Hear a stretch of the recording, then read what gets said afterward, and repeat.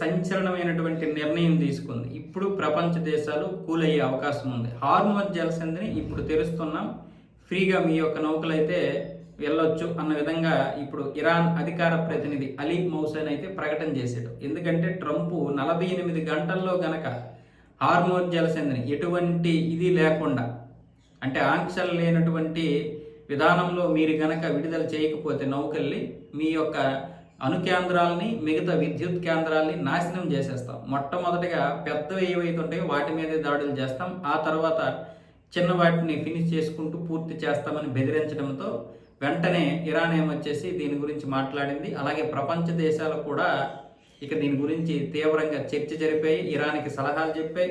China, Russia లాంటి దేశాలు కూడా విషయాన్ని విశదీకరించి చెప్పడంతో ఇరాన్ వెనక్కి తగ్గి హార్మోజ్ జలసంధిలో మా శత్రు దేశాలకు చెందినటువంటి నౌకలు కాకుండా ఏ నౌకైనా సరే వ్యాపారం చేసుకోవచ్చు అన్న విధంగా వీళ్ళైతే ప్రకటించారు. అంటే ఇప్పుడు ఇజ్రాయేల్, అమెరికా, మిగతా ఏ దేశాలు అయితే సపోర్ట్ చేస్తున్నాయో ఈ యుద్ధానికి, అటు అమెరికాకి, ఇజ్రాయేల్కి, వాళ్ళ యొక్క నౌకలు తప్ప మిగతా నౌకలు వెళ్ళొచ్చు. దీనివల్ల భారతదేశానికి, చైనాకి, మిగతా ఏషియా కంట్రీస్కి చాలా వరకు లాభం చేకూరనుంది. ఎందుకంటే ఇక్కడ 20% చమురు వ్యాపారం జరుగుతుంది కాబట్టి ఇటువైపు గల్ఫ్ దేశాలకు కూడా ఇది చాలా మంచిది. ఎందుకంటే గ్యాసు, చమురు ఇప్పుడు ఆ నిలవలన్నీ అలా ఉండిపోతున్నాయి, బయటికి తీయడానికి కూడా అవడం లేదు, తీసింది అమ్మడానికి అవడం లేదు.